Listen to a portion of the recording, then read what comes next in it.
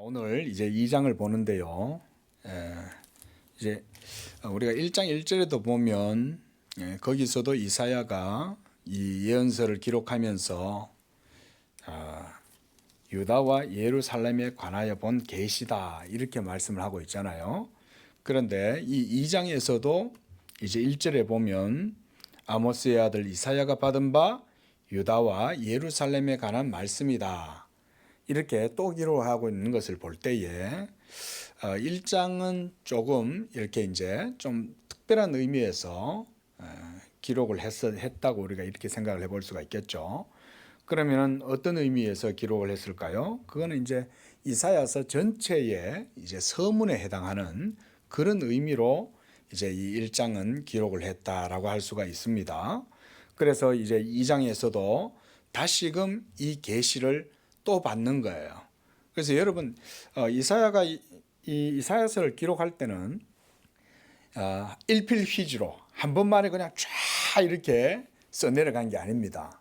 그게 아니라 이사야가 사역을 기본적으로는 40년에서 60년까지 우리가 사역했다 이렇게 이제 보거든요. 그러면 그동안에 그때그때 필요한 때마다 하나님께서 여러 가지 이제 예언 메시지를 주셨잖아요. 1장 1절의 말씀을 한번 보십시오. 보면 유다 왕 우시야에게서부터 시작해서 요담, 아하스, 히스기야 이들의 모든 왕들이 통치하던 시대에 이사야는 사역을 했던 거예요. 그러니까 아주 여러 번 다양한 방법이나 다양한 상황 속에서 하나님께서 이사야에게 말씀하셨다는 것을 알 수가 있죠. 그래서 우리가 이런 예언서를 볼 때도요. 역사적 배경을 우리가 이해를 하는 것도 중요합니다. 왜냐하면 하나님께서 그 시대의 상황에 맞게 이제 이사야를 통해서 말씀을 하셨기 때문에. 자, 그런데 2장에서는 이사야가 이 예언의 말씀을 시작하면서 처음에 2장 2절에 뭐라고 얘기하냐면 지금 현재의 일에 대해서 얘기하지 않고 장차 일어나게 될 말일에 일어나게 될 마지막 날의 일들을 이야기를 해주고 있어요. 한번 보십시오. 말일에 여호와의 전에 산이 모든 산 꼭대기에 굳게 설 거고 모든 작은 산 위에 뛰어나리니 만방이 그리로 모여들 것이다. 언제? 지금? 아니죠. 언제예요? 말일. 여러분 이 말일이란 말은 마지막 날이잖아요. 그럼 이 마지막 날이 의미하는 바가 언제일까요? 이스라엘 백성들이 바벨론에 이제 하나님의 징계를 받아서 바벨론에 70년 동안 포로 생활을 하고 난 다음 이제 이 바사왕 고레스가 이제 그들을 다시금 예루살렘으로 돌아오게 하는 그때를 얘기하는 걸까? 언제일까요? 이것은 바로 예수 그리스도의 시대를 이 이사야가 바라보고 예언을 하는 거예요. 우리가 그렇게 보자면 우리가 아브라함도 한번 생각을 조금 해보면 좋습니다. 자, 아브라함에게 하나님께서 주신 예언의 말씀이 뭐였습니까? 아브라함아, 내가 너로 큰 민족을 이루고 너로 하여금 열방의 아버지가 되게 하겠다. 이게 아브라함의 이름이죠. 아버지, 아부, 이게 아버지란 말입니다. 아브라함, 열방의 아비가 되게 하겠다라고 하는 말이 아브라함에게 주신 하나님의 비전이었죠. 그리고 아브라함은 하나님의 그 비전을 보고 그 이상을 따라서 떠난 거예요. 그 시대 때, 그렇죠? 그러니까 아브라함도 이와 같이 장차 일어나게 될 일을 바라보고 그 비전을 따라서 갔던 거예요. 가나안 땅으로. 장차 이 가나안 땅에 천하 만국의 열국이 다 이곳으로 몰려들 것이다. 우리가 그런 맥락에서 보면 아브라함의 언약과 이사야가 바라보는 지금 이 비전이 일맥상통한다는 걸 알 수가 있죠. 그렇죠? 그게 바로 말일에 관한 이야기예요. 예수 그리스도가 오실 그 때를 아브라함도 바라보았고 구약의 모든 선지자들도 이 때를 보고자 하였다. 예수님이 그렇게 말씀하시잖아요. 예? 아브라함과 구약의 모든 믿음의 사람들이 이 때를 보고자 하였으나 그들은 보지 못하였지만 너희들은 지금 봄으로 너희 눈은 복되도다. 예수님이 이렇게 말씀하시잖아요. 예수 그리스도에 대한 비전인 거예요, 이게. 그래서 특별히 우리가 이 이사야는요, 예수 그리스도의 복음에 대해서 다른 어떤 선지자들보다 훨씬 더 탁월하고 아주 뛰어나게 기술을 해놓고 있어요. 그래서 우리가 이 이사야를 이제 보는 건데요. 그 이사야가 바로 예수 그리스도의 비전에 대해서 아주 구체적으로 잘 명쾌하게 이렇게 우리에게 보여줍니다. 자, 그래서 한번 보죠. 여호와의 전의 산, 여호와의 전의 산이 어디에 있습니까? 예루살렘에 있잖아요. 그렇죠? 예? 근데 이 예루살렘에 있는 이 산이 뭐 그렇게 높지 않습니다. 우리 동네 뒷동산에 가면 있는 그 산 정도? 여기 우면산 정도? 예? 높이가 뭐 그런 정도의 높이예요. 뭐 그렇게 높지 않습니다. 예? 꾸불꾸불 언덕길로 해서 올라가고 말이죠. 예? 근데 지금 이사야가 뭐라고 얘기합니까? 이 여호와의 전의 산이라고 표현하잖아요. 그 이 산이 모든 산 꼭대기 위에 굳게 설 것이다. 어떻게 보면 우리가 지형적이고 어떤 물리적인 측면에서 보면 이거 어폐가 있죠. 예? 히말라야 산하고 비교가 안 되잖아요. 에베레스트 산하고 비교가 됩니까? 예? 그런데 지금 여기서 이 예루살렘 여호와의 전에 있는 그 산이 모든 산들 위에 높이 올라갈 것이라고 그러는 거죠. 바로 뭐겠습니까? 그렇죠.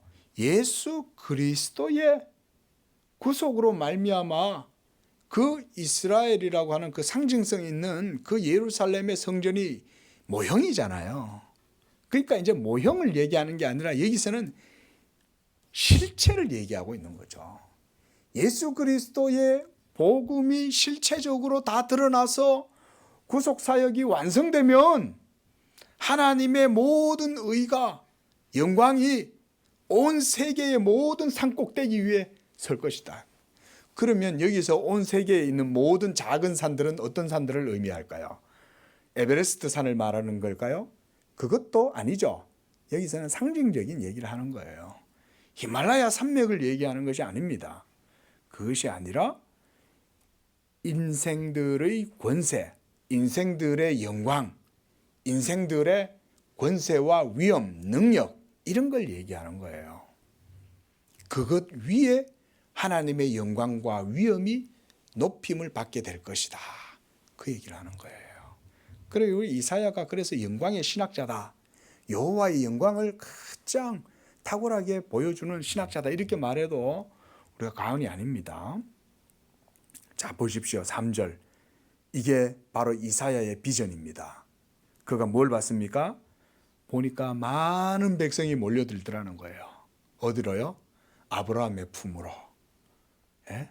동서사방에서 아브라함의 품으로 막 몰려들면서 그들이 뭐라고 하냐? 오라, 우리가 여호와의 산에 이르며 그의 길을 우리에게 여호와의 야곱의 하나님의 전에 이르자. 그가 그의 길을 우리에게 가르치실 것이라. 우리가 그 길로 행하리라 하느니 이는 율법이 시온에서부터 나올 것이요 여호와의 말씀이 예루살렘에서부터 나올 것임이니라. 자, 앞서 말씀드렸듯이 오라라고 하는 이 말도 이 많은 사람들이 서로 이제 오라고 그런다는 거예요. 그날이 되면 말이래. 우리가 지금 보세요. 한국교회 또 전도 세미나, 전도 폭발 훈련 얼마나 많이 합니까? 그죠? 우리도 오라. 전도하는 거잖아요. 예언이 성취된 거 아닙니까? 그렇죠? 빌리 그레암 예? 목사님이 73년도입니까? 74년도입니까? 우리나라 와가지고 그죠? 예? 참 이게 엑스플로 74 복음 성회를 했지 않습니까? 전도 집회를. 그때 결신자들이 어마어마하게 많았다 그러더라고요. 제가 어릴 때 저희 모친도 와가지고 참석을 하셨대요. 그래가지고 가서 또 전도도 하고 다니고 그랬다 그러시더라고요. 서울에. 시골 아줌마가 조그마한 분이 올라오셔가지고는 예? 이 복음에 담대하게 뭐라 그랬겠어요? 오라. 그때 같으면은 여의도로 오라 그랬겠죠. 빌리 그레이엄 목사님이 와갖고 복음을 전한다 와라 그랬을 것이고, 오늘날은 또 여전히 한국 교회가 이제 부흥하고 성장을 해서 요즘 좀 이렇게 좀 바람 빠진 풍선처럼 됐지만 다시 우리 한국 교회가 힘있게 일어나기를 기도해 주시기를 바랍니다. 그러면 우리가 다 오라고 하는 거예요. 주변에 다 오라고 하십시오. 그게 예언의 성취입니다. 이미 이사야는 그걸 바라본 거예요. 많은 사람들이 야곱의 하나님에게로 모여든다는 거예요. 그 야곱의 하나님은 아브라함의 하나님이잖아요. 아브라함의 하나님, 이삭의 하나님, 야곱의 하나님. 그 야곱의 하나님께로 나아가자고 전부 다 권면하고 독촉하는 거예요. 가자. 어디로? 야곱의 하나님에게로. 왜? 거기 가면 하나님의 말씀이 있고 그가 그의 길을 우리에게 가르쳐 주실 거니까 가자. 여러분, 신앙생활에는요 도가 있습니다. 도. 이건 세상 사람들이 말하는 도하고 다르죠. 이 도는 바로 복음의 도를 말하잖아요. 그렇죠? 복음의 도라는 게 뭡니까? 예수 그리스도를 믿는 믿음의 도. 그 믿음으로 말미암아 성도들이 하나님께 대하여 가지는 신앙의 지식이죠.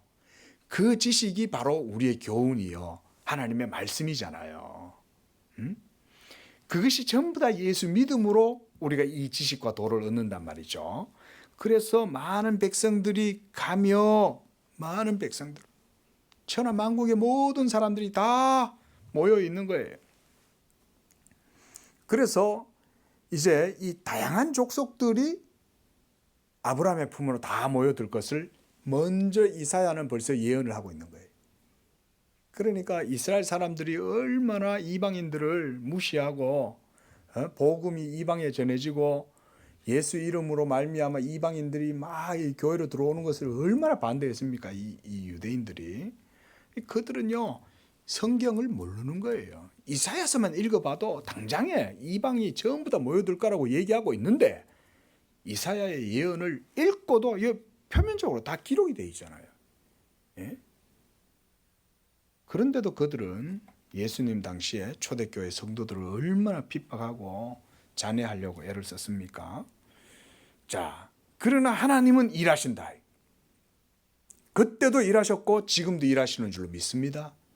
이사야의 이 비전, 아브라함의 이 비전은요, 예수 그리스도께서 재림하실 때 완전히 다 이루어져요. 그래서 계시록 7장 9절에도 보면 뭐라고 그러면 각 나라와 족속과 민족과 방언과 가운데에 하나님께서 택한 백성들이 다 하나님께로 나온다 그러는 거예요. 각 나라와 족속, 민족과 백성과 방언 가운데. 그거는 아브라함의 혈통의 후손들, 이스라엘 사람들만 의미하는 게 아니잖아요. 그렇죠?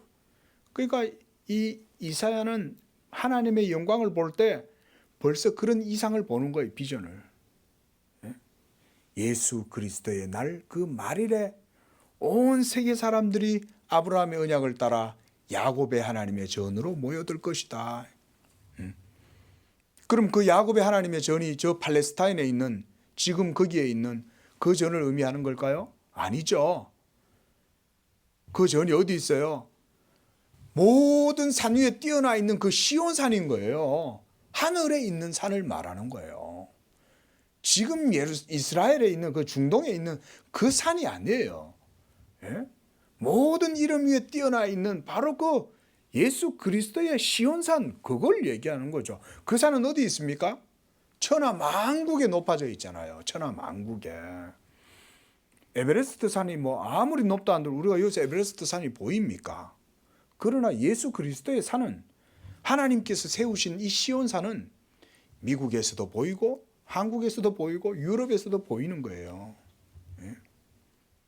그렇게 얘기하는 겁니다. 그리고 그의 길을 우리에게 가르치신다. 그래서 이곳에서 모여서 전부 다 목사한테 설교 들으시잖아요. 성경 배우시잖아요. 가르치신다는 거예요. 그거 얘기하는 거예요. 주일마다 주중에 성도들이 모여서 하나님 말씀 배우고 성경 공부하고 성경 묵상하고 전부 다 우리가 야곱의 하나님을 향하여 지금 나아가는 거예요. 그게. 믿으시기 바랍니다. 그런 게 전부 다 이사야의 비전이 성취된 거예요.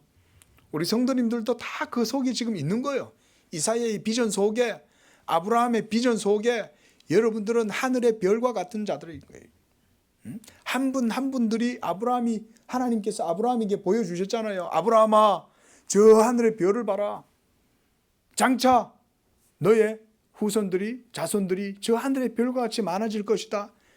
그 가운데 하나는 저 별은 나의 별, 저 별은 너의 별인 거예요. 우리 모두는 다 벌써 그리스도의 은혜 가운데 있는 겁니다. 자, 그러면 보십시오.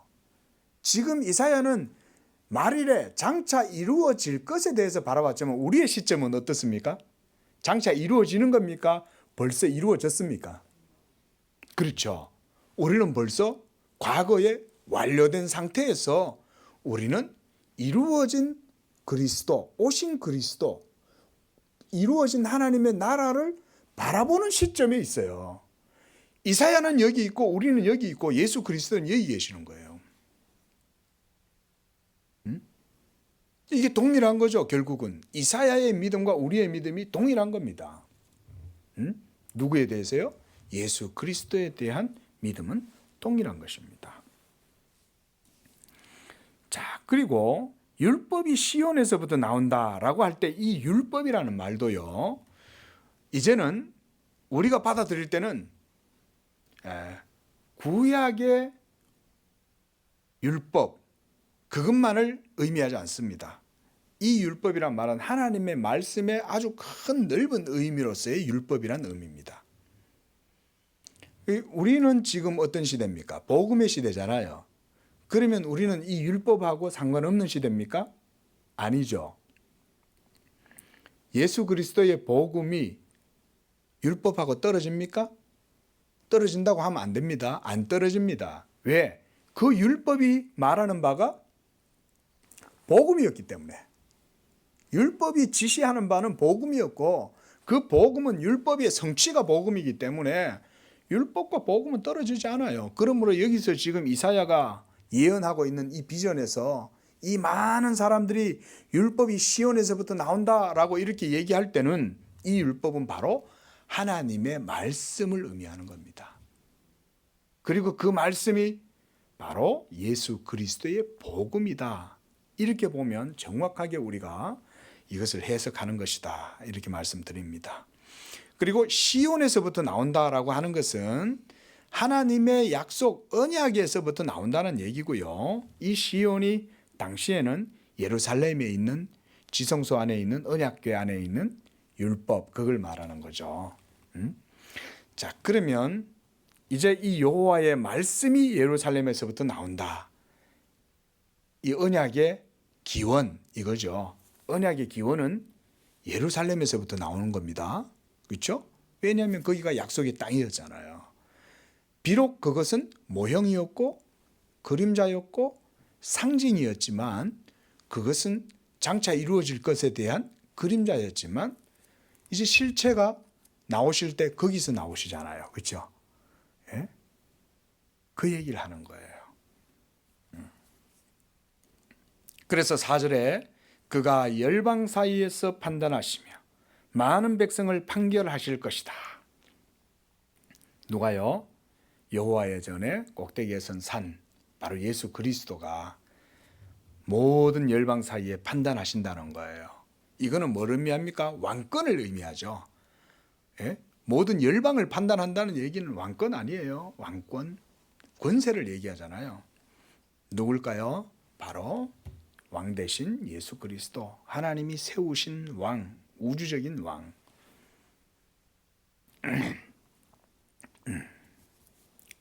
자, 그래서 판단하신 다음에 그 이후에 어떤 일이 벌어지냐? 많은 백성들을 판결을 하시는 거예요. 판결. 자, 그래서 이 열방 사이에서 판단하고 판결하신다. 이것은 바로 성육신 하신 그리스도로 말미암아서 이제 성취가 되었습니다. 그리고 그때가 되면 이제 칼을 쳐서 보습을 만들고 창을 쳐서 낫을 만들고 또 이 나라와 저 나라가 다시는 칼을 들고 서로 치지 않고 전쟁도 연습하지 않을 것이다. 이렇게 되면 어떻게 됩니까? 평화로운 시기가 되는 거죠. 그죠? 탱크 다 녹여가지고 농기계 만들고 소총 다 태워가지고 이제 농기구 만들고 그렇게 한다는 거죠. 예수 그리스도가 평화의 왕으로 오셔서 이 세상에 진정한 평화를 주실 수 있는 분은 예수 그리스도밖에 없다고 지금 얘기를 하는 겁니다. 그런데 이 유대인들은 자기들의 메시아가 오면 그 메시아는 이스라엘을 위한 메시아다. 자기들만을 위한 메시아라고 생각을 했죠. 그런데 그게 아니죠. 예수 그리스도는 이스라엘을 위할 뿐만 아니라 온 세계에 있는 이방인들을 위해서도 이 예수 그리스도는 그들을 위해서도 오시는 거죠. 이거를 유대인들이 성경을 바르게 못 본 거예요. 자, 5절 보십시오. 야곱 족속아. 이제 이사야는 하나님 앞에 불순종하고 패역해 있는 이 야곱 족속을 향하여 부릅니다. 오라. 그러니까 너희들도 오라는 거예요. 하나님이 장차 이와 같이 일하실 것인데 너희는 어떻게 하나님의 언약 백성이 되어가지고 하나님의 길로 나아갈 생각은 않고 하나님의 뜻을 따라 나아가지 않고 패역하고 어그러진 길로 너희들 생각대로 그냥 하나님을 섬기려고 그러냐? 너희들 마음대로 너희 길로 나아가느냐? 그러지 말고 오라 이 말이에요. 여기서 오라는 얘기는. 그리고 뭐라고 말합니까? 여호와의 빛에 행하자. 이 빛은 천하 만국을 비추는 예수 그리스도의 빛이겠죠. 하나님의 말씀 아니에요, 빛이. 그렇죠? 바로 그 여호와의 빛에 행하자. 예? 이 빛이라는 의미는 우리에게 뭔가 그 길을 제시해 준다 이 말입니다. 저기서 누가 등대를 비추어주면 그쪽으로 가야죠. 예? 어두운 밤길에 길을 잃고 헤맬 때 누군가가 저기에서 등불을 켜고 이렇게 있으면 그쪽으로 나아가야죠. 하나님의 말씀의 빛이 이스라엘 백성들을 향하여 지시하고 가리키는 길이 있잖아요. 그 길은 하나님의 언약의 길이요. 예수 그리스도의 약속이 있는 그 길인데 그 길로 행하자고 그러는 거예요. 그래서 6절에 주께서 주의 백성 야곱 족속을 버리셨으면 이러면서 이제 이 패역하고 어그러진 이스라엘을 향한 질책을 하는 거예요. 이사야가. 그 왜 하나님께서 야곱 족속을 버리셨어요? 여기서 이 야곱 족속들은 바로 야곱의 혈통적인 자손들이겠죠. 왜 하나님이 그들을 버리셨나? 여기 보니까 동방풍속이 가득하고 또 블레셋 사람들 같이 점을 치고 더불어 이방인과 더불어 손을 잡아 언약했기 때문이다. 또한 그 땅에는 은금이 가득하고 또 그 땅에는 마필이 가득하고 병고도 무수하고 8절에 그 땅에는 우상도 가득하므로 그들이 자기 손으로 짓고 자기 손가락으로 만든 것을 경배하여 9절 천한 자도 절하고 귀한 자도 굴복하오니 그들을 용서하지 마옵소서.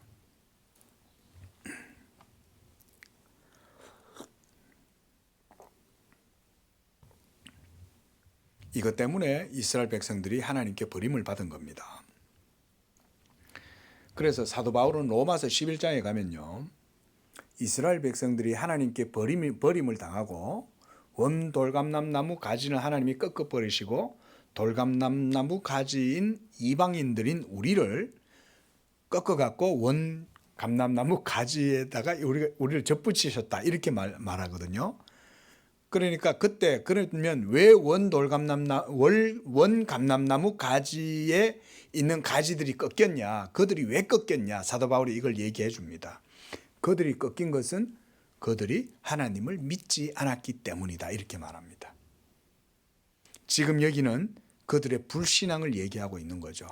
그들이 믿지 아니함으로 그들은 꺾였고 너희들은 접붙임을 받았느니라. 사도 바울은 그렇게 이걸 설명을 하고 있죠. 자, 그와 같이 이사야도 지금 그 얘기를 하는 거예요. 하나님께서 자기의 영광을 촉범하고 영광의 눈을 촉범하고 그렇게 해서 하나님을 대적하고 하나님께 불순종하고 그렇게 하는 이스라엘을 그들을 모두 다 이와 같이 버리셨다. 그러므로 이제 하나님께서는 그들을 용서하지 아니하실 것이다. 여기서 9절에서 보면요, 이사야가 천한 자도 절하고 귀한 자도 굴복하오니 그들을 용서하지 마옵소서 이렇게 말해요. 좀 너무하다 이런 생각 안 드세요? 왜 용서하지 말라 그러나? 우리 같으면 용서해 주시옵소서. 우리 정서 같으면 그렇게 해야 될 것 같은데 이게 조금 어렵죠. 왜 용서하지 말아 달라고 이사야가 이렇게 얘기할까요? 당연히 그렇죠. 말을 안 들어서 그러긴 한데 이게 뭐냐면 선지자들에게 주시는 하나님에 대한 열심인 겁니다. 이걸 기억하셔야 됩니다. 여러분 레위 지파를 떠올려 보십시오. 광야에서 우상 숭배하고 하나님을 대적하던 그 무리들을 하나님께서 저들을 내가 어떻게 하랴 이럴 때 레위 지파가 일어나서 칼로 3,000명의 그죠 동족을 사륙을 하죠. 레위 지파가. 근데 그때 자기 동족들을 사륙했던 레위 지파를 하나님은 야 너희들 왜 그래? 라고 하셨어요? 잘했다 하시는 거죠. 하나님이 잘했다. 레위 지파가 내 마음을 시원하게 했다는 거예요. 그들은 하나님의 뭘 실행한 거예요? 공의를 실행한 거예요. 범죄하고 부패하고 완악해서 하나님께 도무지 돌아오려고 하지 않고 우상만 숭배하고 있던 그 이스라엘을 향해서 이사야 선지자가 그들을 용서하지 마옵소서. 이것은 이사야의 마음 속에 하나님의 영광에 대한 열정이 가득했기 때문에 이런 거예요. 주의 성도들은 하나님의 법을 사랑해야 되는 줄로 믿습니다. 이걸 기억하셔야 됩니다. 우리 기독교 신앙에 있어서 이런 건 아주 깊은 신앙이에요. 여러분들의 자녀를 징계할 때도 여러분들이 하나님을 사랑하기 때문에 자녀들을 징계해야 되는 거예요. 예? 자식 사랑 안 하는 부모 어디 있어요? 여러분 하나님을 그런 기준으로 생각하지 마세요. 이 자식이 하나님의 법을 떠나서 막 육체대로 행하고 그러면요, 부모의 기준은 인간의 도덕적 기준이 아닙니다. 부모의 기준은 하나님의 말씀의 기준으로 봤을 때 이 녀석이 감히 하나님의 말씀을 어겨? 라고 그렇게 나가야 되는 거예요. 그거는 구약시대뿐 아니라 오늘날도 마찬가지입니다. 예? 꼭 기억하실 수 있기를 바랍니다. 예. 많은 오늘날 복음주의 신앙에 물들어 있는 성도들은요, 인본주의적으로 자녀 교육을 시키려고 그래요.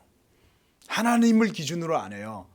하나님을 사랑해서 하나님의 법을 기준으로 그래서 자녀를 징계하고 훈계하고 이렇게 해야 되는데 그게 아니에요. 그러니까 그게 안 먹혀드는 거예요. 이게 신앙도 아니고 인본주의도 아니고 뭐 이상한 거예요 이게. 그러나 이사야는 말합니다. 그들을 용서하지 마옵소서. 뭐가 더 중요하다는 겁니까? 이스라엘 백성이 더 중요하다는 거예요? 하나님 영광이 더 중요하다는 거예요? 하나님 영광이 더 중요하다는 거예요. 그리고 그건 당연히 선지자는 당연히 그래야죠. 안 그렇습니까? 여기 서 있는 목사가 여러분들 편을 들어드려야죠. 그러나 하나님의 영광과 우리 성도들 사이에 서 있을 때는 목사는 어디 서야 되겠어요? 하나님 편에 서야 되는 거예요. 목사는. 예. 그 때때로 교회 안에서 목사가 딱 스탠스를 하나님 편에 딱 취할 때는 성도님들이 목사의 뜻에 따라줘야 되는 거예요. 왜?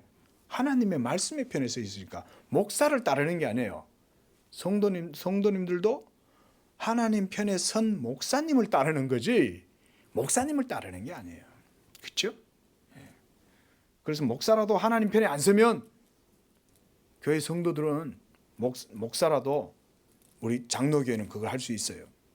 장로교회는 목사가 하나님 뜻대로 안 하면요 노예다 고소도 할 수 있어요. 교회에서. 그래서 장로교회인 거예요. 목사가 전행을 일삼지 못하도록 목사가 하나님의 말씀의 법을 따라 바르게 교회 목회를 하느냐라고 하면서 그게 바로 하나님 나라의 정치죠. 정치란 그런 게 바로 영적인 하나님 나라의 정치예요. 그래서 장로교회는 목사도 잘못하면 끌어내려요. 기억하셔야 돼요. 하나님 말씀을 안 전했을 때, 하나님 말씀을 벗어났을 때,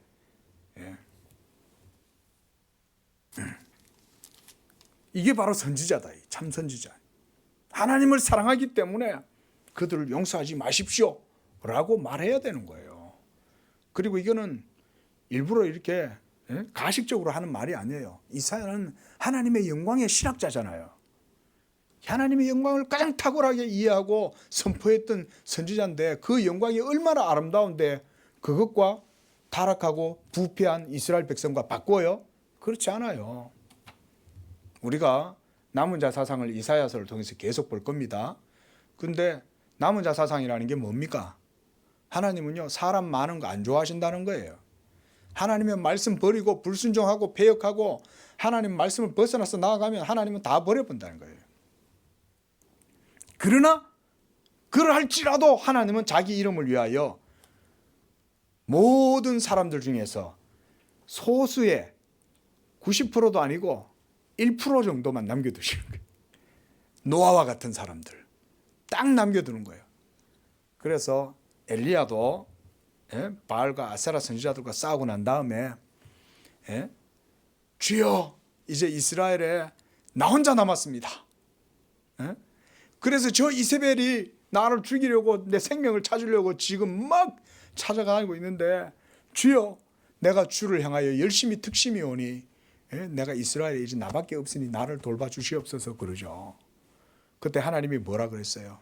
야 이놈아 내가 나를 위하여 이스라엘에 7,000명을 남겨두었어 그러는 거죠.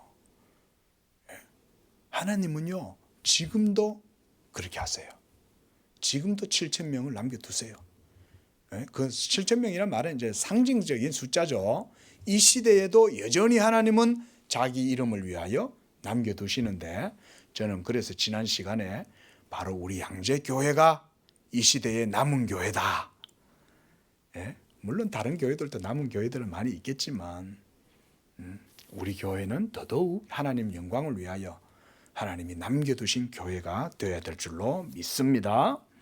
그래서 이제 이렇게 너희는 바위 틈에 들어가고 진토에 숨어서 여호와의 위엄과 그 광대하심의 영광을 피하라. 여호와의 광대하심 위엄 그의 영광을 피해라는 거예요. 언제요? 장차 이루어지게 될 하나님 나라의 영광. 자, 여러분 예수 그리스도께서 이 땅에 임하실 때 어떤 일이 일어난다 그랬습니까? 이 세상은 온통 요동하고 진동하고 야단나요. 이사야는요 오랜 후에 예수 그리스도께서 700년 후에 좀 되겠죠. 이사야 시점이면. 그런데 이미 말일에 예수 그리스도께서 오는 그 이상을 보는데 그가 오시는데 보니까 그가 이렇게 오시는데 그가 오시는 그 앞에는 온갖 흑암과 번개와 우레와 천둥과 막 이런 게 막 와장창창창창 그러는 거예요. 그걸 보는 거예요. 그가 누구예요? 예? 예수님이죠. 예수 그리스도께서 오시는 그 길은 이스라엘에게는, 범죄하고 타락하고 부패한 이스라엘에게는 이와 같은 큰 일이 일어나는 거예요. 그래서 너희는 바위 틈에 숨으라는 거예요. 지진 나면 어떻게 해요? 전부 다 밑으로 기어 들어가죠. 예? 그리고 진토에 숨어서, 예? 눈만 빼꼼히 내놓고는 여호와의 그 위엄과 영광이 임할 때 모두 다 피해라는 거예요. 자, 우리가 이걸 딱 떠올리면 누가 떠올라요? 세례 요한이 떠올라야 되겠죠. 한번 세례 요한 한번 볼까요? 세례 요한이 예수님이 오시는 걸 뭐라고 묘사하는지. 자, 마태복음 3장을 한번 보십시오.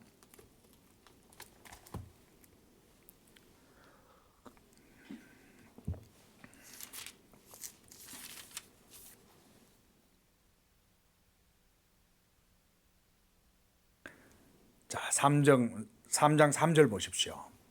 세례 요한이 누구를 인용합니까? 그는 선지자 이사야를 통해서 말씀하신 자라. 이사야가 이 세례 요한에 대해서 본 거예요. 예수님도 봤지만 예수님 앞에 오는 세례 요한도 본 거예요. 근데 그 사람이 보니까, 이렇게 보니까 700년 후에 올 사람인데, 그 사람이 뭘 하고 있냐면 광야에 외치는 자의 소리가 있어 이르되 너희는 주의 길을 준비하라. 그가 오실 길을 곧게 하라. 이게 이사야 40장 3절에 나오는 내용이에요. 근데 이사야는 비전을 봤는데 장차 이루어지게 될 그 그리스도가 오시는데 그리스도 앞에 또 누가 있더라는 거예요. 그래서 누군가 싶어서 가만 봤더니 이 사람은 약대 털옷을 입고 막 이게 불같은 심정을 가진 사람인데, 이 사람이 바로 자기 뒤에 오시는 여호와 앞에 서가지고 물러거라 물러거라 그러더라는 거예요. 옛날에 임금이 행차하고 이러면 어때요? 앞에서 쫙 의전 행위를 하잖아요, 그죠? 앞에서 물러거라 전환합시다 이러면 온 백성들이 다 엎드려요. 세례 요한이 그런 사람인데 이사야는 세례 요한도 본 거예요. 그래서 이 세례 요한이 어떤 일을 했냐? 7절을 보십시오. 뭐라고 세례 요한이 메시지를 전했습니까? 요한이 많은 바리새인들과 사두개인들이 세례 베푸는 대로 오는 것을 보고 이르되, 뭐라 그랬어요? 독사의 자식들아, 하나님이여 저들을 용서하지 마옵소서 라고 하는 말과 일맥상통하죠. 이 독사의 자식들아, 하나님이 너희들을 용서치 않을 것이다, 그 얘기인 거예요. 그래서 누가 너희를 가르쳐 임박한 진노를 피하라 그랬냐? 그동안 너희가 온갖 저질러 놓은 온갖 악한 일들과 온갖 불법들과 이런 모든 것들을 다 저질러 놓고 너희가 이제 와서는 하나님의 진노에서 도망치려고? 그럴 순 없지. 하나님의 임박한 진노가 이제 곧 떨어지게 됐어, 그 얘기예요. 그러면서 8절에서 10절까지 쭉 엄하게 말합니다. 엄하게. 회개에 합당한 열매를 맺고 속으로 우리가 아브라함이 우리 조상이라고 생각하지 마라. 내가 너희에게 말하노니 하나님이 능히 이 돌들로도 아브라함의 자손이 되게 하시리라. 이미 도끼가 나무 뿌리에 놓였으니 좋은 열매를 맺지 아니하는 나무마다 찍혀 불에 던져지리라. 나는 너희로 회개케 하기 위하여 물로 세례를 베풀지만, 보세요, 그때 내 뒤에 오시는 이는 나보다 능력이 많으시니 나는 그의 신도 못 든다. 예수님의 신발도 들기도 감당치 못할 정도로 그분은 대단하다, 그 얘기인 거예요. 그래서 그는 성령과 불로 너희에게 세례를 베푸실 것이요 손에 키를 들고 자기의 타작마당을 정하게 하사 알곡을 모아 곡간에 들이고 쭉정이는 꺼지지 않는 불에 태우실 것이다. 누가요? 예수님이 그렇게 한다는 거예요. 저도 어릴 적에 콩 타작 해봤거든요. 도리깨 있거든요. 도리깨를 가지고 탁탁 치면 콩이 막 탁탁 튀잖아요. 그러면 쭉정이가 전부 다 깨지고 뻗어 나가면 그 다음에 이제 옆에서 이제 저희 어머니가 이제 키를 들고 와가지고 막 이 할머니하고 앉아가지고 콩찌꺼기들 전부 다 키로 이제 다 빼내면 알곡은 모아서 곡간에 딱 집어넣습니다. 그리고 그 껍데기는 다 모아갖고 태웁니다. 그 얘기 지금 하는 거죠. 예수님이 이렇게 한다는 거예요. 근데 어때요? 우리가 복음서에서 보면 예수님의 사역에서 이렇게 하는 것 같습니까? 별로 그렇게 생각이 안 들잖아요. 여기서 아주 깊은 해석학적인 측면이 있어요. 이걸 우리가 선지서를 바르게 해석을 하다 보면 그걸 알 수가 있는데, 미리 여러분들에게 말씀해 드리는 건 뭐냐면, 이것은 예수 그리스도의 신성과 그리고 부활의 영광으로 말미암아 얻게 될 그리스도의 영광을 이사야가 얘기하는 겁니다. 그리스도의 신성에 대해서 이야기를 하되, 이 신성의 영광이 나중에 언제 드러나냐면 부활 이후에 드러나죠.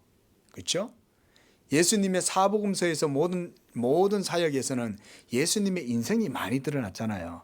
물론 기적도 행하시고 죽은 자도 살리시고 이런 일을 행할 때는 신적 능력도 드러났지만, 예수님이 직접 사람들을 막 죽이시거나 징계하기 이렇게 하시진 않았잖아요. 그런데 이 예수의 영광이 부활 이후에 그의 신성의 영광까지 다 드러나게 되었죠. 예? 지금 천상에 계시는 예수님은 지금 현재 이와 같이 온 우주 가운데, 온 지구 위에 가장 뛰어난 이름으로 계십니다. 여러분 이거 믿으셔야 됩니다. 미국의 주권도, 저 중국의 주권도, 러시아의 주권도, 유럽의 주권도 예수 그리스도가 다 잡고 계시는 거예요. 이 지구상의 모든 권력을 기억하시기 바랍니다. 그래서 이와 같이 그 날에, 마지막 날이죠, 예수 그리스도의 날에 눈이 높은 자가 낮아지고 교만한 자가 굴복되고 여호와께서 홀로 높임을 받으실 것이다. 이게 아주 중요한 표현입니다. 하나님께서 이사야서를 통해 가지고 하나님 자신의 이 열정, 하나님 자신의 자기 영광을 위한 열정을 이렇게 표현하시는 거예요. 여호와께서 반드시 자기의 영광을, 그리고 자기의 이름을 홀로 높임을 받으실 것이다. 이게 그래서 이사야를 우리가 하나님의 영광의 신학자다 그렇게 말합니다. 자, 다음 주에는 또 12절부터 살펴보도록 하겠습니다. 자비하신 아버지 하나님, 우리 주 예수 그리스도 참으로 그를 통하여서 하나님께서 천하 만국에 뛰어난 이름이 되시고, 지금은 하나님 보좌 우편에서 철장의 권세를 가지고 천하 만국을 다스리시는 줄로 믿습니다. 특별히 하나님께서 이 지상의 교회들을 하나님 이와 같이 돌보시고, 하나님께서 자기 이름으로 일컫는 백성들을 지키시고 보호하시는 줄로 믿습니다. 그러나 저 구약 백성들은 언약의 하나님을 향하여 신실치 못하고 범죄하고 부패하고 타락하여 결국 그 하나님께로부터 버림을 당하여, 하나님 참으로 저들이 야곱 족속들이 버림을 당하였습니다. 그러나 그들의 꺾어짐으로 말미암아 그들의 넘어짐이 도리어 이방의 구원이 되게 하신 줄로 믿사오니, 하나님이여 참으로 우리 양재교회뿐 아니라 우리 모든 예수 믿는 성도들이 오라 우리가 여호와의 전에 이르자, 하나님의 전에 올라가자, 이러한 아버지 하나님이여 우리의 믿음이 되게 도와주시고, 그래서 우리들을 통하여서 많은 백성들이 아브라함의 품으로 들어가는 놀라운 구원의 역사도 있게 주시옵소서. 우리 양재교회가 그와 같이 하나님의 큰 아브라함의 비전, 야곱의 비전을 이루는 그러한 교회가 되도록 축복해 주시옵소서. 예수님의 이름으로 기도합니다. 아멘.